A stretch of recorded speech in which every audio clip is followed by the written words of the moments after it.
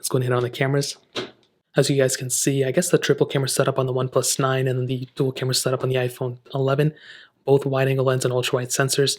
The telephoto, the OnePlus 9 doesn't have that depth lens, which I think is cool, I guess.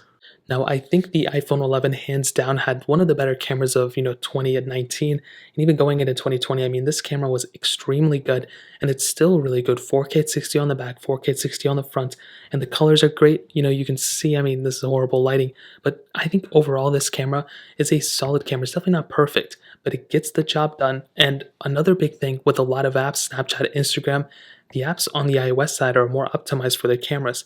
You can have perfect camera on like any other phone, like a OnePlus 9 or something like that. But the software sometimes just isn't optimized, which really does suck.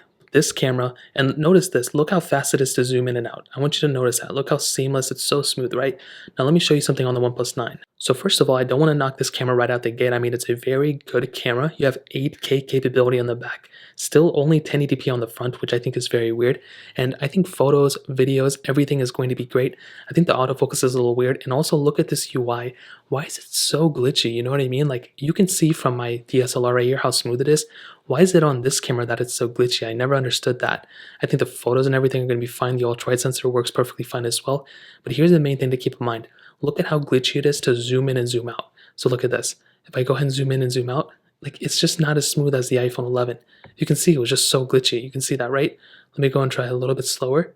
Like, it's just so choppy. The iPhone 11 was so much faster and so much more intuitive.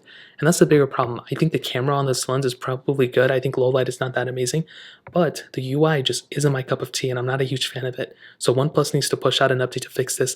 Then it might be on par with something like an iPhone 11. So in terms of the camera, it's a quick little comparison right there.